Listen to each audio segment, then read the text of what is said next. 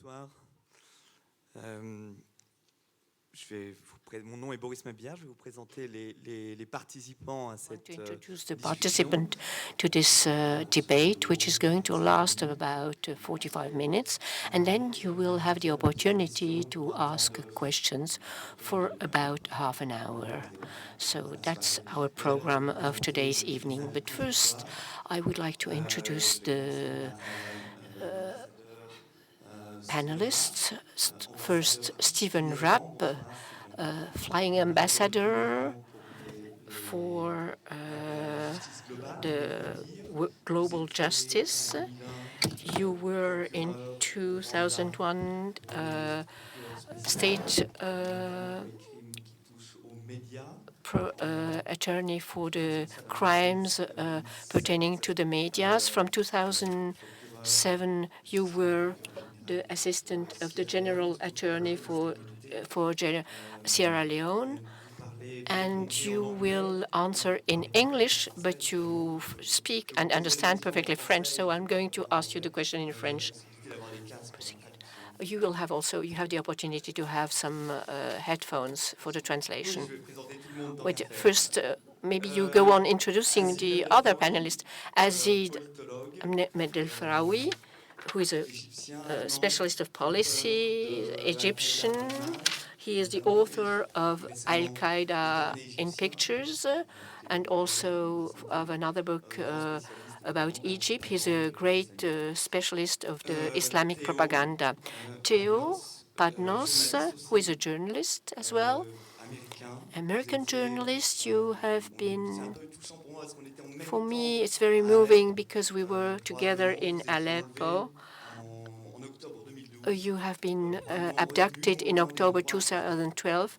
Probably you were very close to the places where I used to walk around under the bombs. You knew that journalists were walking around freely and doing their job, and you were taken as a hostage. You have spent 2 years imprisoned, and you tried to escape. Unfortunately, you have been caught up. Then you tried again to escape, and since last summer, at last you are free, and we are very happy about that. First thing, this film is very moving, and it's very difficult to speak after a film. But if you agree, would you say just a few words about this film?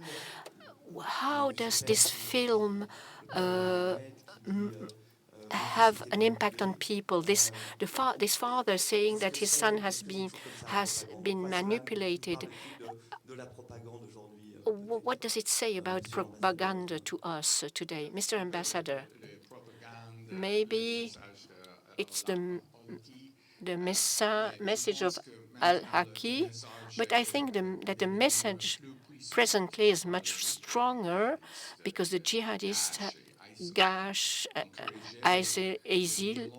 ISIL, because they have been very violent against all the infidels. Also, they started in our towns in Europe, and they send this message of violence and terror and killing people, Christians on the beaches in Libya, burning people alive in Jordania and so on. So in Jordan, sorry. It's really a message of violence they are sending, but also they are recruiting young people in Europe. They show their power there, and they encourage the people to join these groups, and it's a crime. It's a crime. In Rwanda, we have prosecuted the encouragement of genocide and heinous messages also against different ethnic groups. In this situation, it's a message against a group out of religious reasons.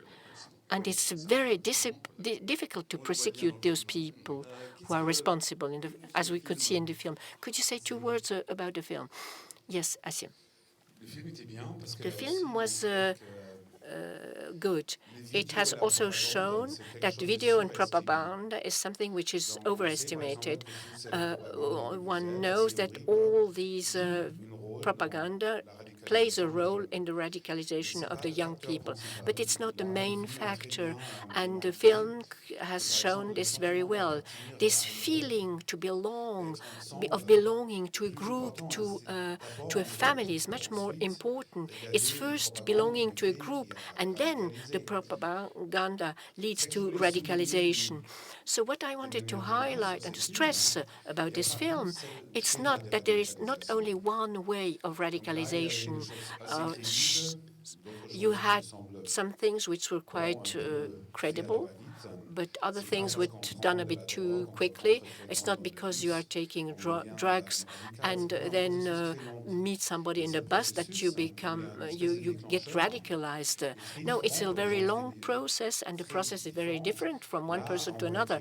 So it's sometimes you could see in this film you had young Somalians who wanted to find an identity and to belong to something, but you have also lots of people who are recently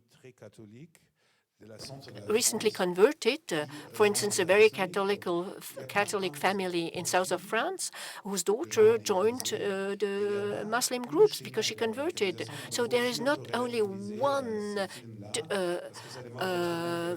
way of radicalization. You have different approaches too. We are talking about the films. Okay.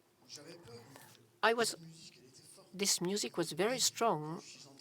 When I came into the room, I was calm, but now I'm quite upset. No, nothing is going to happen. Don't worry. What can I say? In the end, it's a problem of the family. I felt some empathy for the father because he is very worried with his son. It's a family who doesn't understand, a father who doesn't understand what's happened with their sons and daughters. It's a problem of generation. All those people who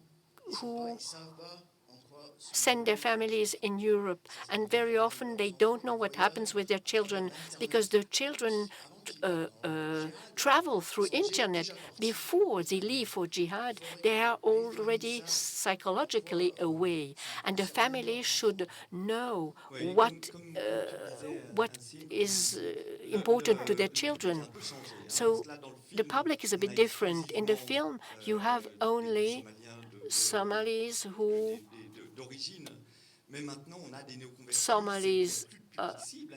are as origins from Somalia, but now you have converted people. No, but the public is not hasn't changed yet. It is more extended. It's a larger group which is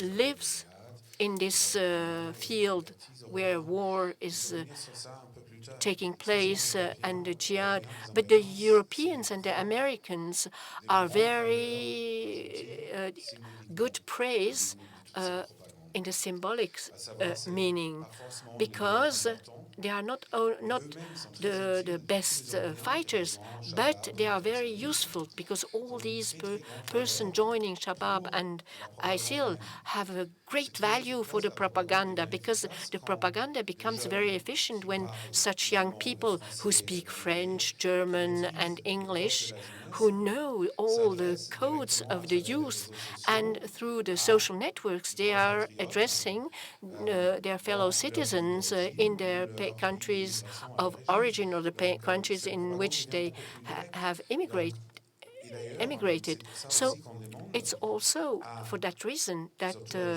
they are asked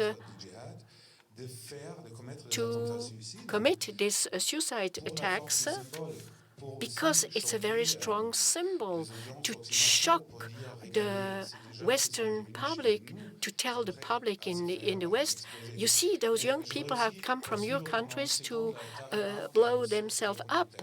So I would like also to say something about the two comments. The media treatment of this phenomena called jihadism is very complicated.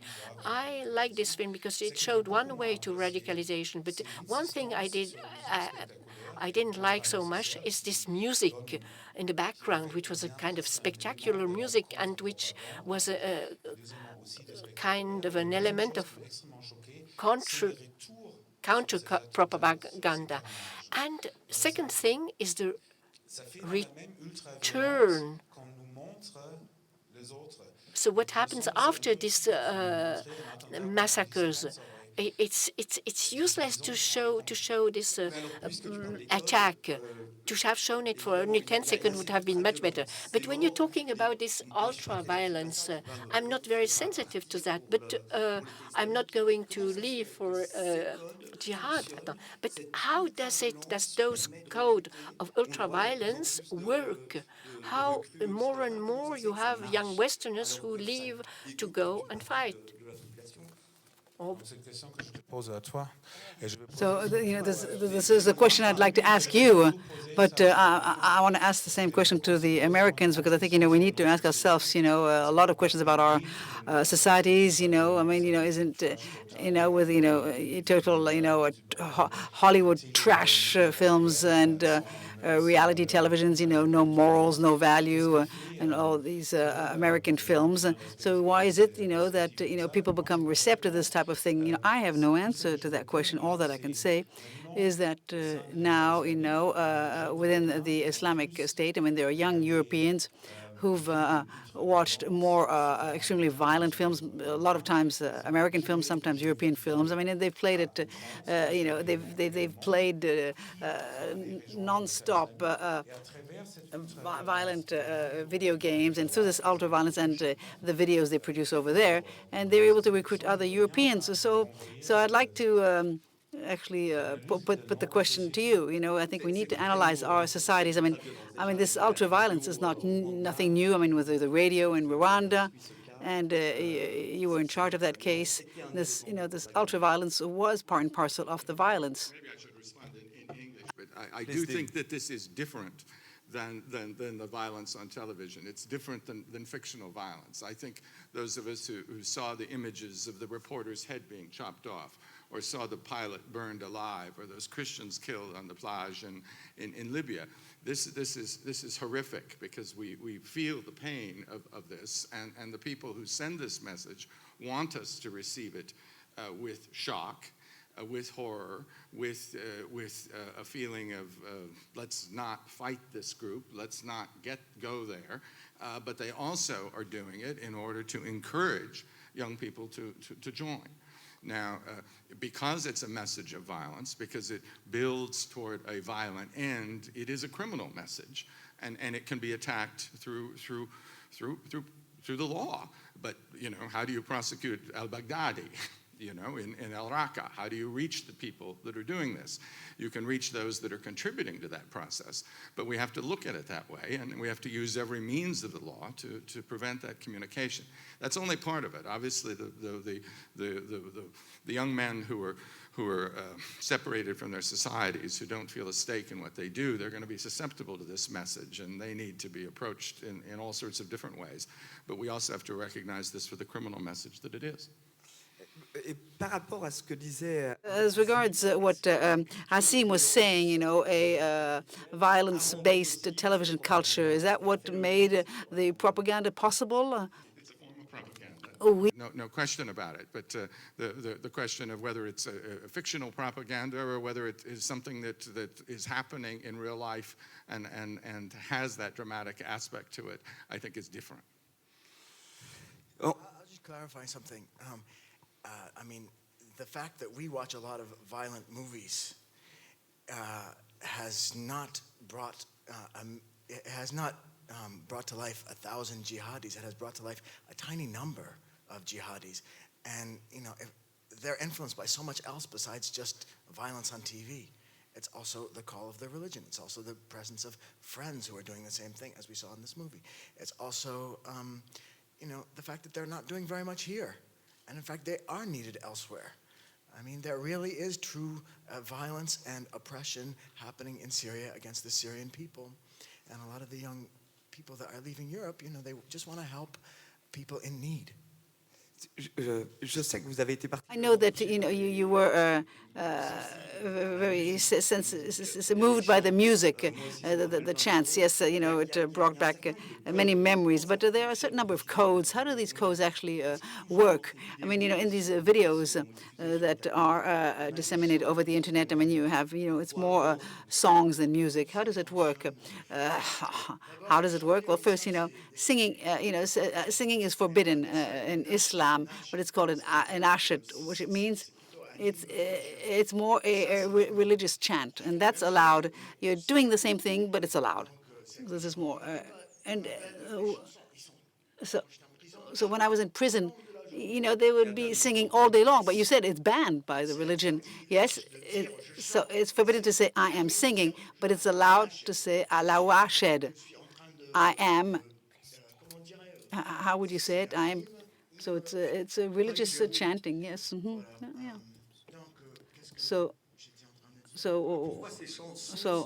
why are these songs so fundamental in this propaganda? Because it's poetry. It's a poetry. The aim of which is to kill. I mean, it's not abstract poetry. No, it encourages people to kill.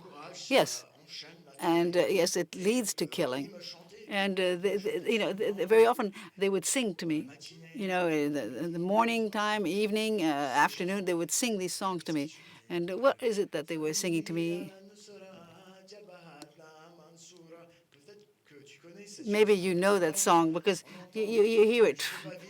I mean, you can't live there without hearing that very song. And what does it actually say? So we will be victorious. We will win. We killed. What did they say? We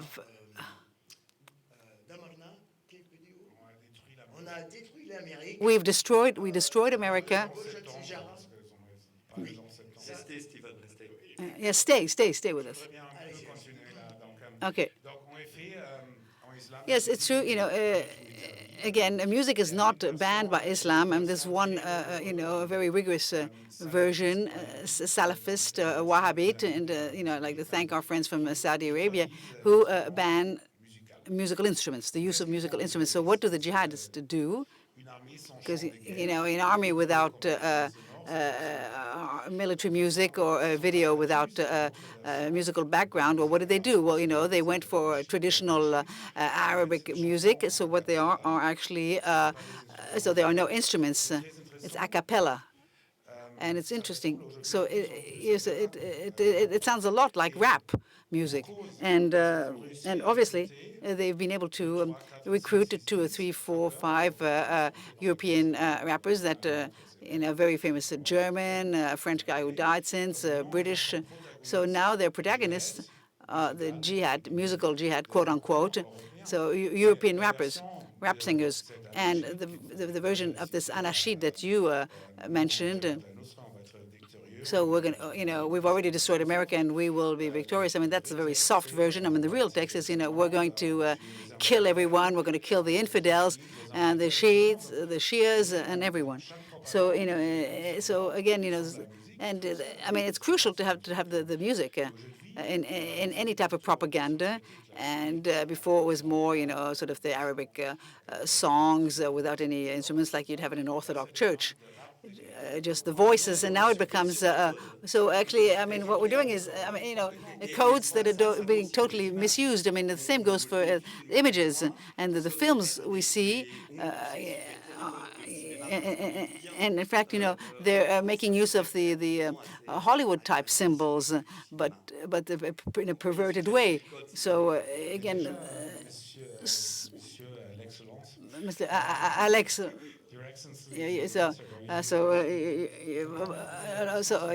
Excellency, Ambassador didn't answer the question. So whether I don't think Hollywood fiction had an influence, but again, there's the children of the Western world. I mean, these are kids, that have actually grown up in the worst of what we were able to produce. I mean, they were able to play on smartphones and tablets, and they're reading the surahs. I mean, should we be surprised that they reproduce this? This is what they've been growing up in. And again, production doesn't cost much. I mean, you just buy a digital camera, good quality, television quality for 2,000 euros, and editing software costs zilch. So, should we be surprised, that they send back our own codes? I mean, they are our children. So I'd also like to say that the Quran, when one reads the Quran, I mean, one sings it. And there are melodies, beautiful melodies. There's a rhythm, but there are also some pretty violent melodies and violent words that are sung. And I think that most of the time, when one hears people from Al Qaeda singing, they're singing parts of the Quran. No. When you live with them, and you're going to know that, I came to realize. I thought at the beginning that they were nasheed. What are nasheeds? Tell us. It's the war songs. No, nasheed, is it's very pacifist. It's just a voice only, without musical instruments. So I mean, here it's Stephen. So about the songs in Rwanda, the tribunal. I mean, we actually Simon Makindi. I mean, he was he had a whole a musical group, and we actually took him to court, and basically in his songs they talk about enemies and killing, and he was found guilty. Does it carry the same weight? To sing songs of hatred? Yes, it's very effective in terms of propaganda to reinforce the message and the historical image and control, power of controlling the Tutsi population, the threat in the 90s, and the return. And the message is about encouraging killing. So, do we have the legal armamentarium to actually defend ourselves against such acts? So we have laws such as the Statute of Rome, but okay. And again, so in the Yazidi group in Iraq, the violence, the quasi-genocide against the group, and it is a crime against humanity, persecution of a group for ethnic reasons. But the fact of doing propaganda, can we actually fight this? I mean, last Monday there was a film shown on the destruction of the works of art of the Museum of Mosul. I mean, you see Jihadists and they destroy it. They destroy the works of art with special automatic drilling machines. And so, what about those who make the films and actually screen them? Is there anything one can be done against these? So no. So no. I mean, the ones who actually make the films and who disseminate them, perhaps not because they may be considered as news, but the state attorney in that country has started a investigation on the destruction of the Muslim library in Timbuktu, and this is a crime against the country, but. So to turn this message into a criminal message, it has to specifically encourage acts of violence, and it's possible to understand the message, and you may actually go after the person responsible. So, I'm thinking of all the destruction. One of my colleagues at the paper was asking me, but the media. I mean, are they serving the Islamic State by talking and by passing on the news of the destruction of the Museum of Mosul? So, we work with the media. Aren't we making ourselves accomplices to this propaganda? Apart from your newspaper, I mean, you are accomplices, yes, Completely. There's no doubt about it. So I was a journalist. Thank goodness, I left. Our parents taught us it was better to go on studying at university. No, I'm just kidding.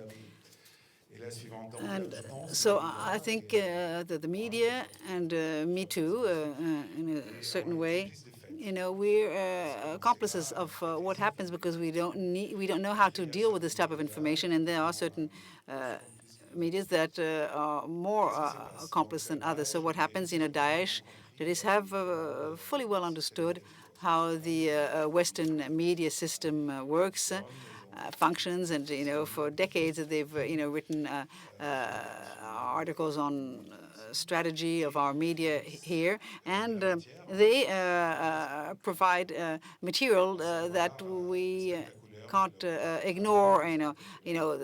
Again, the armed.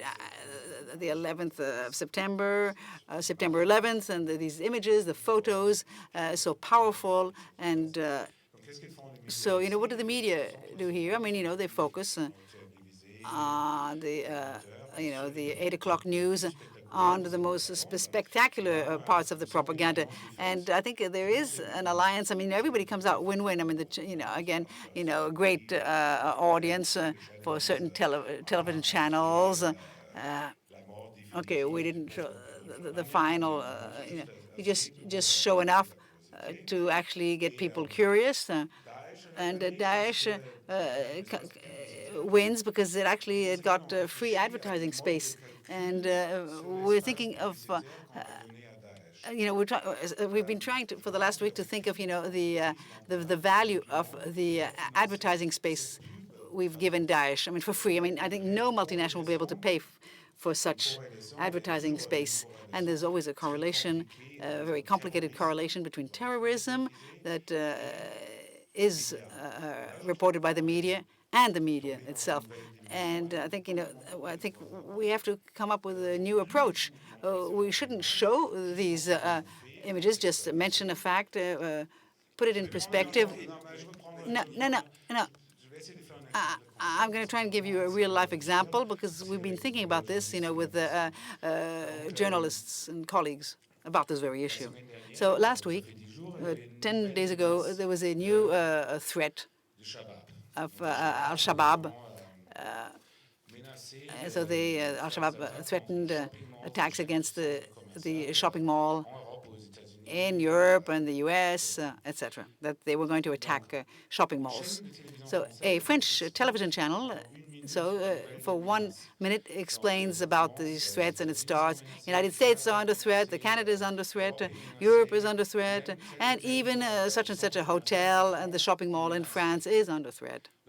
So in about 60 seconds' time, from we didn't learn anything about Al-Shabaab. We learned nothing about the socioeconomic situation in Somalia. We learned zilch about the geopolitics of the Horn of Africa, and But what we've understood that we are under threat. I mean, is there anything new about that being under threat? No. I mean, so they waste incredible energy just to get us afraid and to scare us, and thus they explain that we're under threat. And we haven't understood anything about what's at the roots or origins of the issue. So here again, we're playing in their hands. Yes.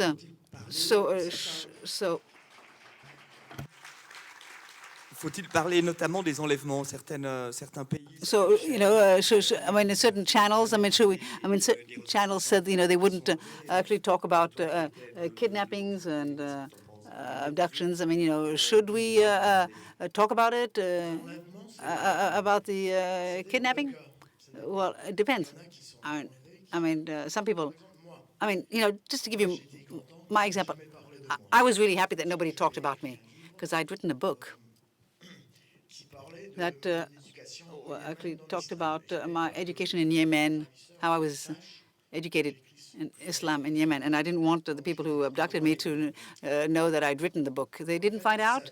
They knew, in fact. I mean, some of them knew, but so this information, didn't get to the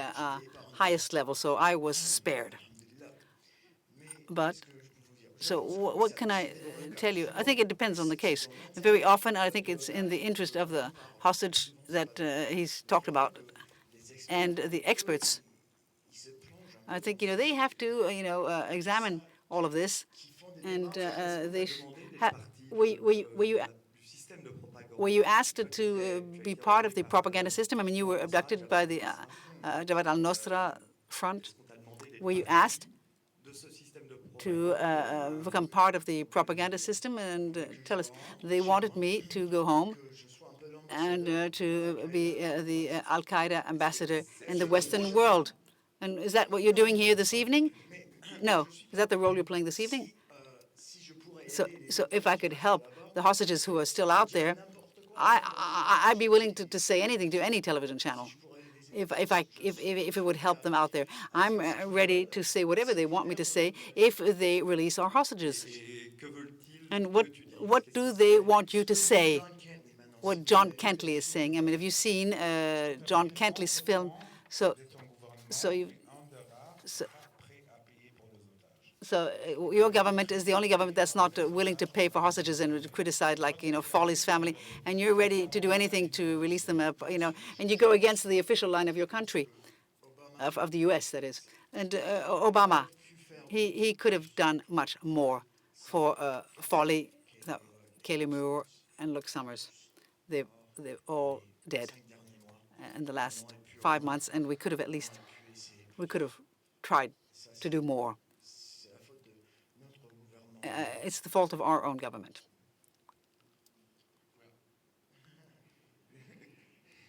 Attempts to free hostages. We see what happens to many hostages that ISIS has taken, and their use to show death. And obviously, when one tries to free them and fails, that's enormously disappointing. One of the challenges, of course, is how do you free hostages without paying them and empowering them and providing them with more resources. The challenge of ISIS right now is to maintain its resources. It's stolen oil, it's stolen arms, it has a lot, but it's losing that. And so if you pay, you empower people to take more hostages. And one of the things that we know in our law is that if you give in on one, then they will take more and more. Can I just interrupt? Say one thing about that? They don't need any power to take a hostage. They need as much power as a little handgun. That's what they got me with. So I mean, if you have $1 million, if you have 29 cents, that's enough power to take a hostage. And they want us because of what we've done in Iraq. It has nothing to do with cash. They just want us for revenge. And they have an entire system now that they have invented in order to carry out that revenge. In the meantime, they're asking you to be a spokesperson. So it's not just about taking revenge. It's also to communicate. So go back to the subject of propaganda. So right now we're talking a lot about a counter-propaganda cell. I mean, nothing new under the sun. We used to call it the PSYOPs. Yes. Now we're talking of counter-propaganda cells, and there's 150 military staff, under the control of the army, the Pentagon, the French army, French military. So can we, with counter-propaganda, can we be at the same level as the Islamic propaganda, or is there a huge divide that you can't get over? I mean, is it useful? Does it work? I mean, are we not, going wrong by falsifying information to do counter-propaganda? I think it would be very, very, very difficult because, there's a guy in an office somewhere in Washington who could make a film that would have the same power than a film made in Araqah under the American bombings. This is a film where you can show the faces of the people who've been wounded, who've lost all the members of their family, and you're gonna show the fighters. So what counter propaganda film would you do? I would talk in Arabic. I would talk in Arabic already. it would be tough. I mean, finally, you have to talk in the language of Islam. That's what's going to convince the young people. The young people need to know that at least there is a debate within Islam of what's going to happen to them if you actually join Al-Shabaab or Daesh. What's going to happen? According to the Islamic scholars, and I mean they have to at least know about it.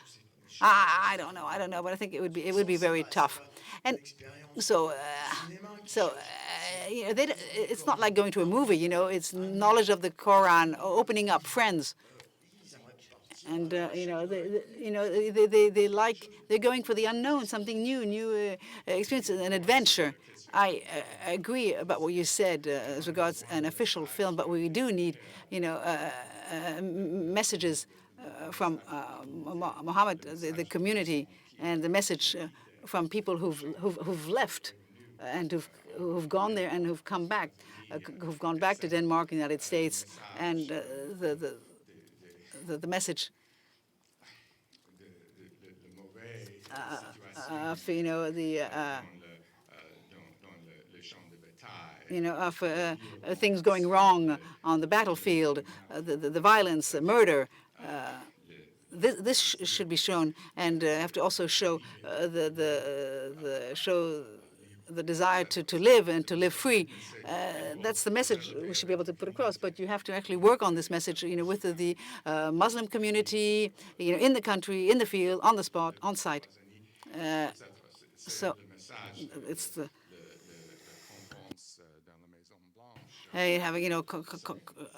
Last week there was a conference at the White House, and where they were working with members of the community to actually get a counter-propaganda message that will actually hold true and that will have an effect. I had warned you. I told you. So already. The word counter-propaganda in your mouth sounds like provocation, or is it? You're just unconscious. No, it's provocative, and I just wanted to get you reacting. Just the expression counter-propaganda is bad. Propaganda, is actually has connotations of the counter-truth. Again, in France, you can't even talk about electoral propaganda. Again, counter-propaganda. It talks about an army or a psyops or disinformation. The only thing we can really do is to actually counter their disinformation with real information, quote unquote, that is, with a multitude, and that's a world of counter-narrative or other narratives of life that may not be the absolute truth, but that will give other paths, other ways of understanding Islam. Mr. Ambassador said this, you have to work with the Muslim community. No, not in Europe. I don't think you should give power to communities that don't exist. Islam in Europe is not organized, and I don't see why we should want it organized. Each Muslim can decide whether he's Muslim or not. And nobody has the right to talk on behalf of Islam, but I think what we really need is to offer alternatives, other great stories.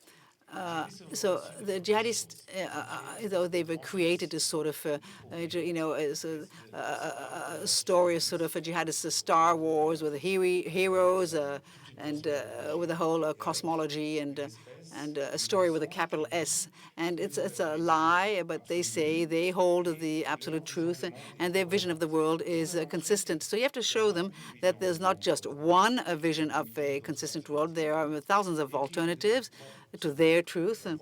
And they tell it a bit like an epic or a saga. And we don't need one counter-propaganda or, a video clip produced by one state. The Americans have tried this for years. But you need thousands of voices, whether Muslims or not.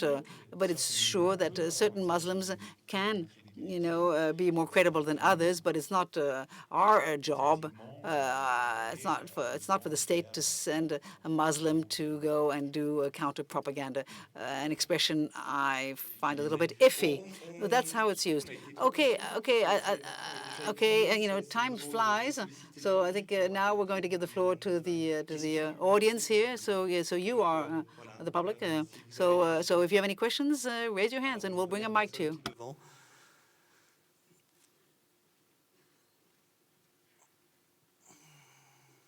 Bonsoir, merci beaucoup d'être présent ici.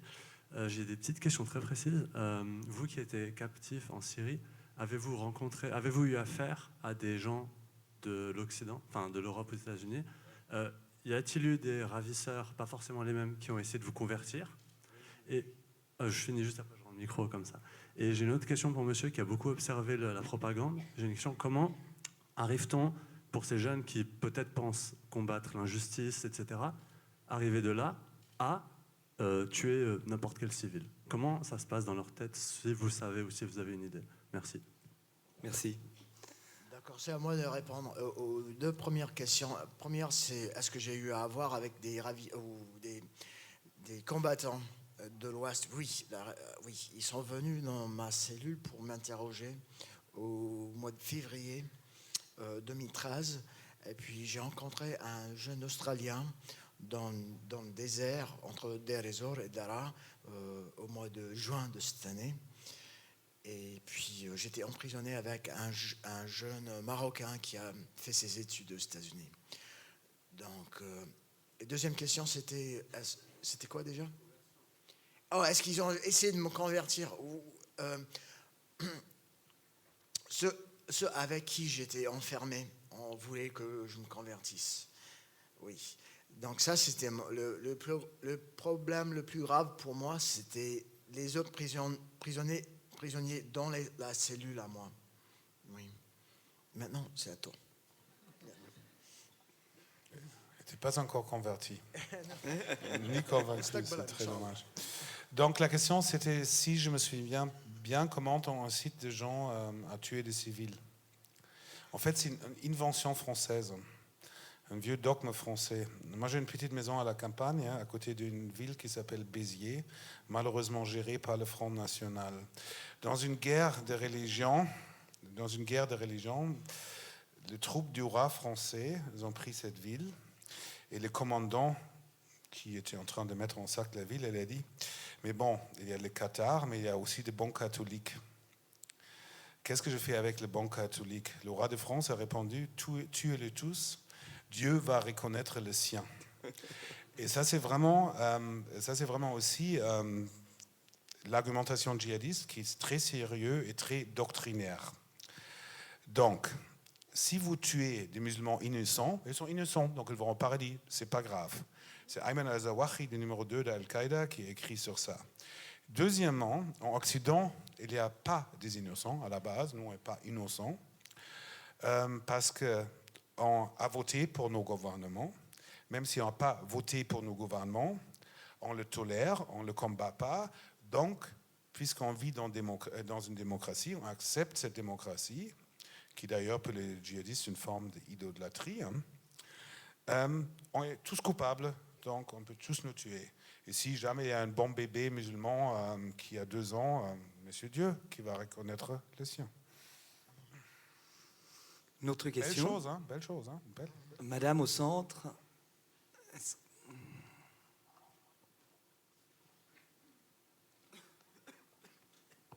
Bonsoir. J'ai 3 remarques. En fait, il me semble que les jeunes qui partent faire le djihad sont très contents de trouver une structure, quelque chose qui les aide à penser, à trouver où est le bien, où est le mal. Parce qu'en Occident, nous sommes libres et la liberté peut donner le vertige à celui qui n'est pas éduqué. Et ça, je trouve que c'est très important. Il me semble que c'est très important de tenir compte de ce fait pour agir. Deuxième chose que je voulais vous dire, par rapport au chant, il me semble aussi que c'est un travail sur la transe. réfléchissez-y peut-être, enfin je ne sais pas. Et ce que j'aimerais bien proposer aux médias, aux autorités... Madame, vous êtes où? On ne vous voit pas. Tout au centre. Ah voilà, très bien, merci. Ouais. Alors ce que j'aimerais aussi, il me semble que les terroristes, quand ils font des actions d'éclat, des attentats suicides, surtout en Occident, ils ont leur moment de gloire. Alors pourquoi les nommer? Pourquoi en parler? Est-ce que ce ne serait pas une solution? Alors c'est un peu ce que proposait Asiem de ne pas parler des terroristes, d'en faire le moins possible. Tu veux répondre, Asiem? J'ai déjà beaucoup parlé. Non, il faut en parler, mais de manière très factuelle. Mais madame, elle a soulevé 3 choses où vous avez complètement raison. Donc, la musique et la trance, c'est très proche, spécialement la musique pseudo-religieuse. Donc, ça vous donne dans un espace de trance et vous permet vraiment de passer outre ou faire des choses horribles aussi. Donc, cette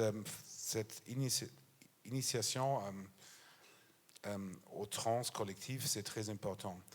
La deuxième chose, vous avez soulevé tout au début. Qu'est-ce que vous disiez tout au début, que je trouvais très important? Le moment de gloire. Non, ça c'était après. Les moments de gloire, ça c'est très important. Oui. Donc beaucoup de ces êtres insignifiants qui sont à la marge d'une société peuvent vraiment, à leur avis, rentrer dans l'histoire. C'est qu'on évoquait avec le concept des anti-héros. Nicolas Hénin, qui était un otage français aussi, m'a expliqué un jour un truc très impressionnant. Il avait son capteur, Nemouche, qui était responsable ensuite pour la tuerie. There was a man who was responsible of the killing in the Jewish museum. He would show on his tablet a TV serial. And he said, I want to be part in this serial. And it was a program on France 2 about the serial killers. And our German serial killer said, I want to be famous by any means. And you are right in your first comment.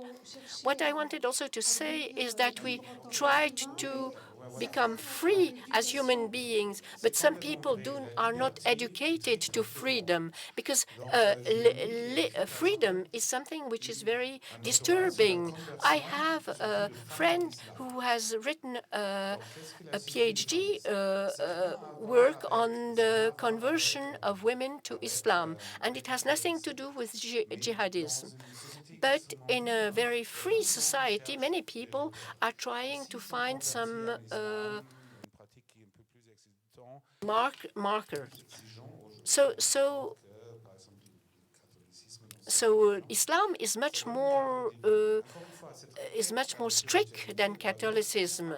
So it has nothing to do with jihadism. It gives some value, but the jihadism puts us very straight frame with this mythology about saving people and going to paradise, and so it's very important because all these people are convinced to be in the absolute truth. And there is a great gap between those two aspects. Theo, you were confronted to this directly, the trance and this call for fame and glory. They are living during years in these regions. You cannot live for years in a trance. It's not a song which is going to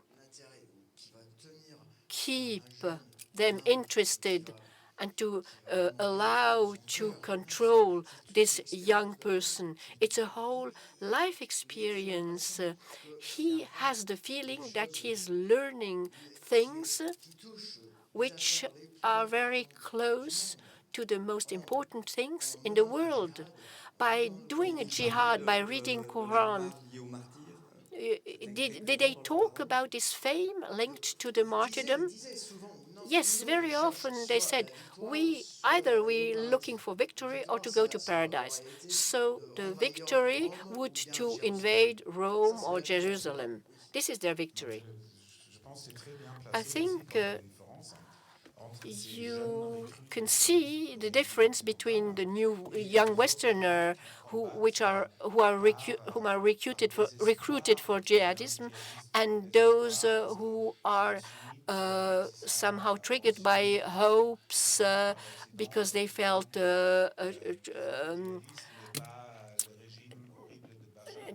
they felt through this horrible regime of Bashar al-Assad, they felt like being cheated, and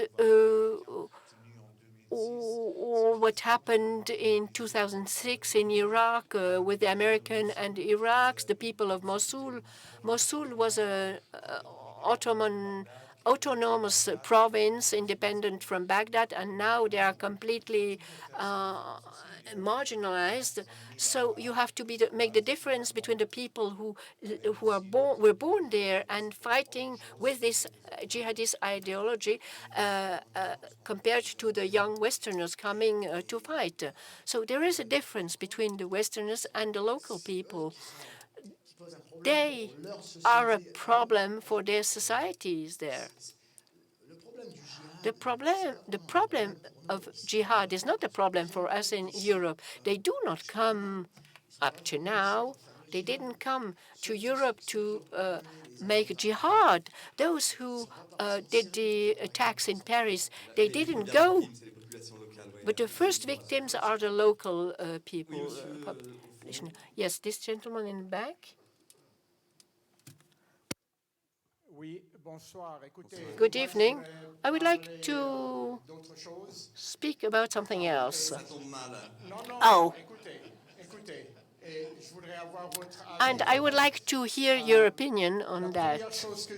The first thing I would like to say is before 9/11 and the first bombings in Afghanistan, you had nearly never suicide attacks in Middle East or in Africa, and you had nearly never terrorist groups, except for the Mau Mau who were fighting against the Britons in the 50s. Secondly, just be as precise as possible and ask a question. If you take Libya, Libya was governed by a dictator who sent many opponents in prison, but he did a lot for his country. With the money of oil, he has built schools, and he has done a lot for Switzerland as well. And he was supported by a majority of its people. So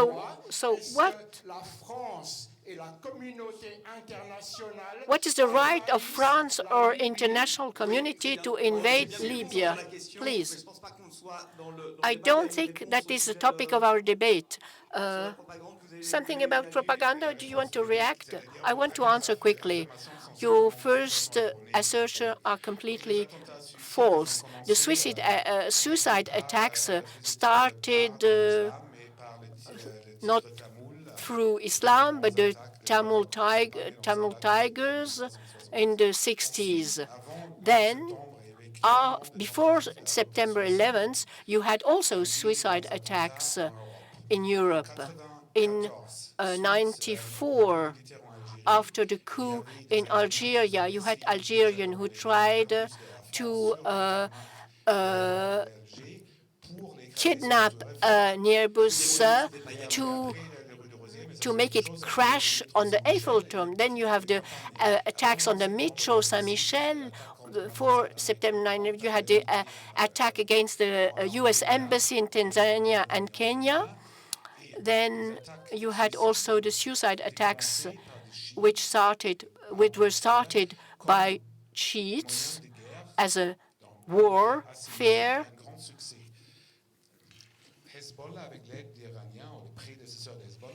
And the Shias and the Hezbollah attacked also the headquarters of the Marines in Beirut and of the French army and the Israeli army, with the immediate effect that these three countries withdraw from Lebanon. So suicide attacks work very well.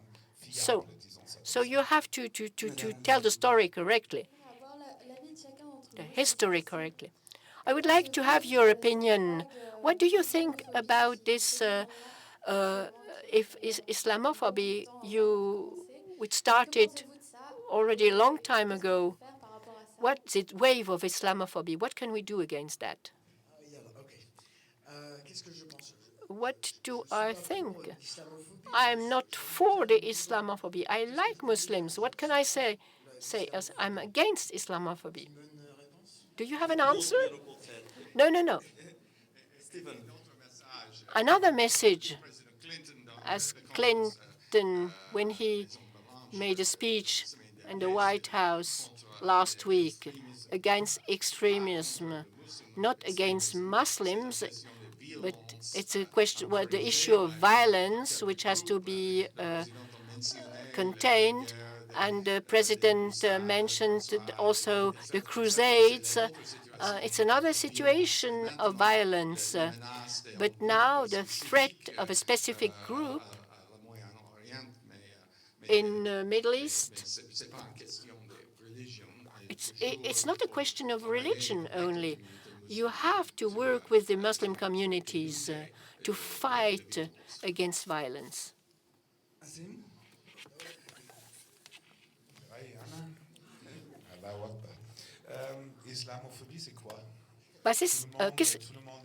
What is Islamophobia? Everybody loves to eat Moroccan food or Lebanese food, if it's stay by that. But we have a huge problem linked to the identity of Islam in Europe. I do not have an answer, but maybe we should, if we don't take measure, the Islamophobia is going to be much stronger, and so there we could open a debate which could last and last forever. So I think if we start to speak about that, it's another debate. Good evening. Thank you for this evening. I have a question concerning the communication on internet through videos. You see the obscurantism who is taking over and gaining in importance. I was just wondering whether the young people who are the first targets of this video are sufficiently educated to analyze those videos, and do the Western government, are the Western governments aware of that, just to help these young people to understand the symbols and the values which are transmitted through these messages? If the young people who are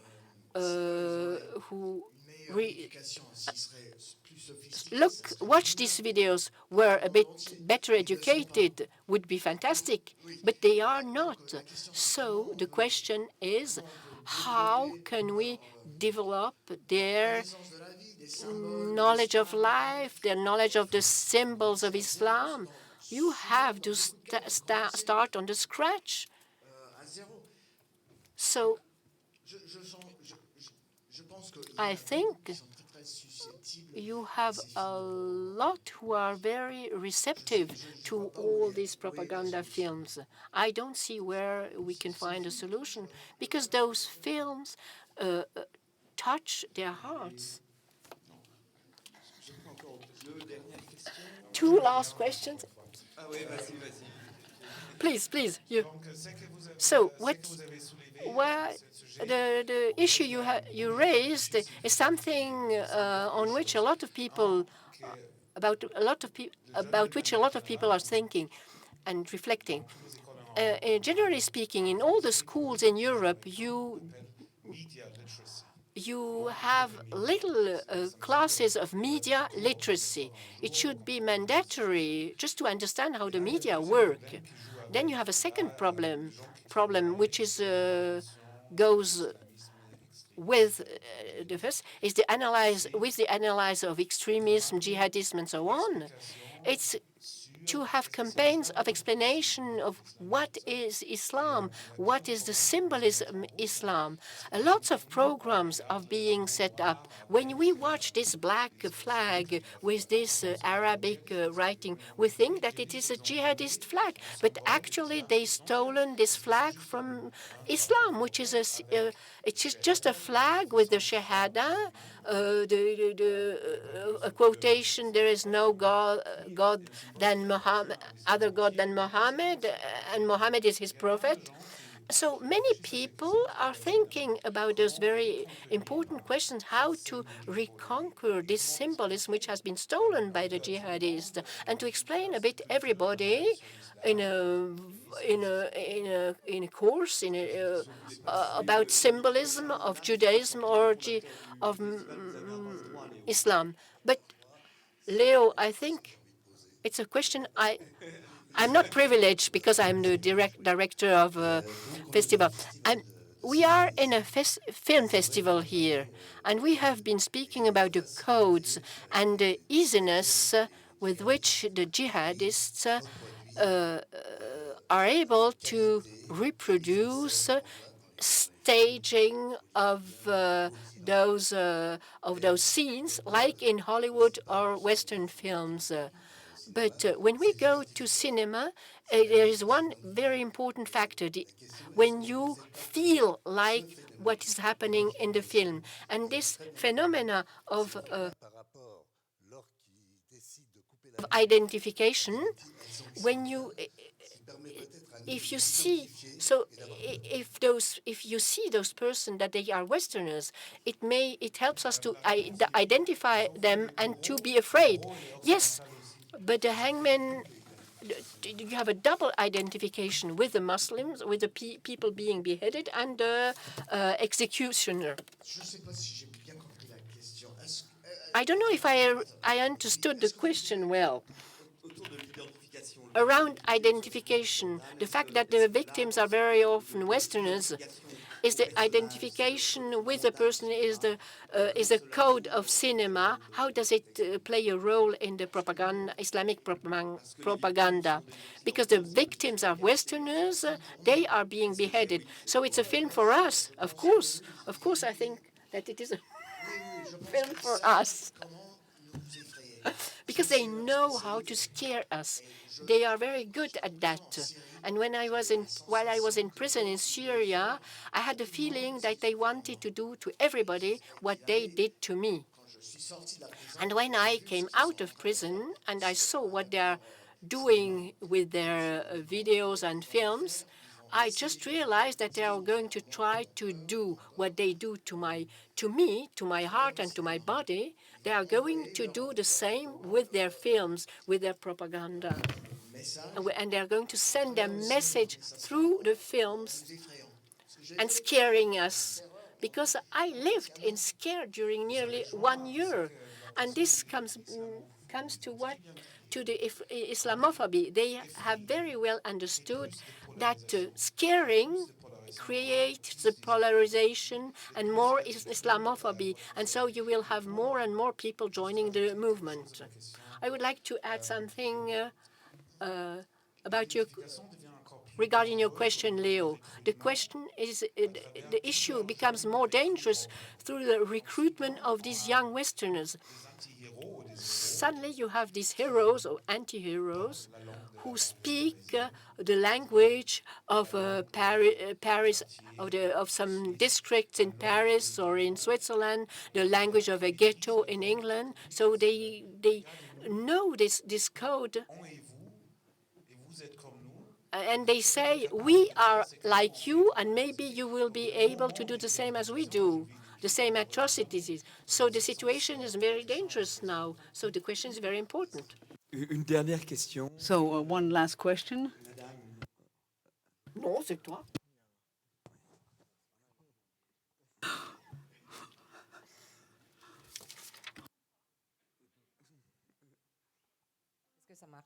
Okay, yes, is it working? So, okay, the people who are chosen to commit the suicide attacks, once the jihadists who've, joined the different movements, okay, we can analyze whether the parents or the children of those who lead these movements, whether they are part of those that are sent to actually blow themselves up in the suicide attacks, or are they? But I mean, do they have no doubt whatsoever on what's happening without having any doubts whatsoever, not re-examining things? And the families of the movement leaders, I mean, do they also participate actively? So the question, are the parents? I know I'm talking those who lead the movements, such as Al Qaida, and Daesh. So they send their own children to actually blow themselves up. No, their wives. Yes. I mean, a very famous example of this Jordanian woman, Iraqi woman, who was married to a high official in Mesopotamia. She was supposed to be exchanged against the Jordanian pilot, and she was sent to a suicide attack. But I never heard of children being sent. No, I didn't hear about this. But I know. So I mean, the objective is to actually train the young people so that they're able to do suicide attacks. That is the objective of education. The Jabhat al-Nusra, they want the young people to be ready to commit a suicide attack if they're given the orders to do so. I mean, I haven't heard that it actually happened where you said, okay, the very, very last question. Yes, good evening to you, and thank you very much for the debate. Very interesting. So, again, I read recently a report that was published by, in a German institute. They were talking about in the first generation immigrants and the these people who either actually pay allegiance to the state or to the religion. But the imams wouldn't they have a role to play in this in actually bringing about peace rather than the state or the government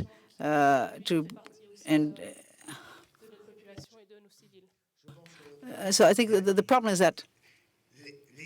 So the imams are, I mean, they're a bit out of it. They don't know what's happening, in the youth of today. I mean, a young person knows immediately whether the imam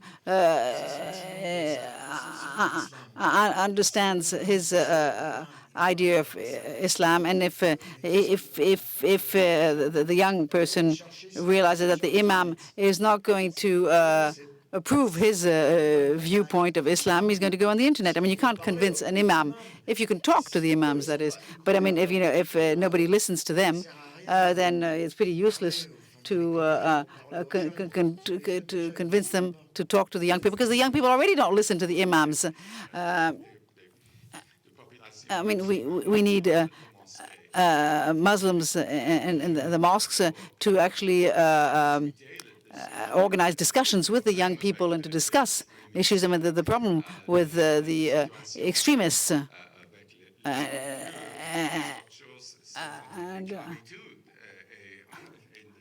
and the message that the person who has left the fight, we saw it in the film, the one who's actually returned. And I think it's, I mean, you don't have to have the imam, as the wise person, but, with the others, such as this young person has returned. And you have to put together, organize a methodology to address the young and to actually fight against the recruitment of these very young people. Yes. So the film, so I think, there's a weakness to it. And we've been talking about counter-propaganda. There's only 2 moments in the film where we're able to understand the approach. Is the guy who left Al-Shabaab and the young Dane who says, "I stopped." So we get the feeling he stopped because, his friends had disappeared. But I think, there is a weakness in the film. So in those two cases, I wanted to hear the story, why, and the guy who deserted, and he said, I'm scared for my life. How does it happen? Because, if one,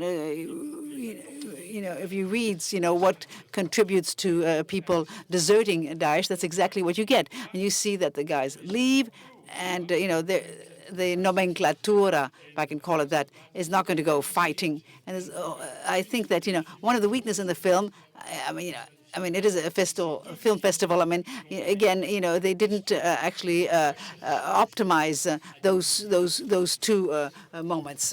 And I think it was a pity. Isn't that what you were saying, Stephen? I think that's the path one should take instead of doing a military-style counter-propaganda. But no, allow those people who've either deserted or who've returned to their the country where they were living before.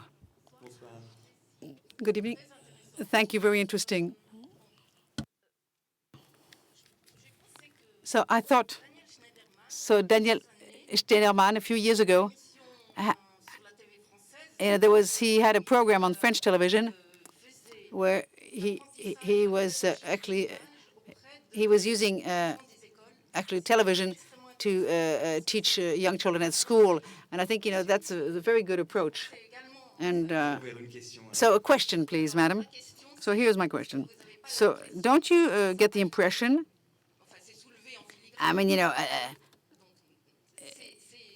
These young people. You feel they're in total distress, and they're very fragile. And what's lacking, what's missing, is,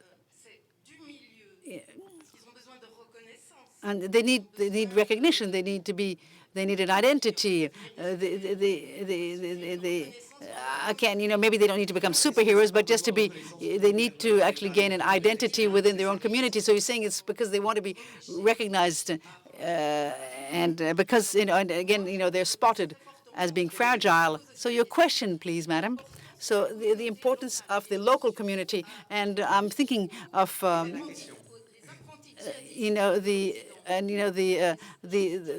those who are learning about the jihad in the Western world.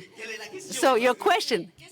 So what do you think about better training the imams and the people in their own community so that there's a real transmission and the possibility, yes, and to make them feel that they do belong and that they don't feel lost and distressed. So yes, this is to fight anonymity. Anonymity. Yes, of course. We need training such as what you mentioned. So one thing I can say is that apart from religious education, the young they have to feel that they have a future. Even even you had hundreds of imams preaching for the jihad.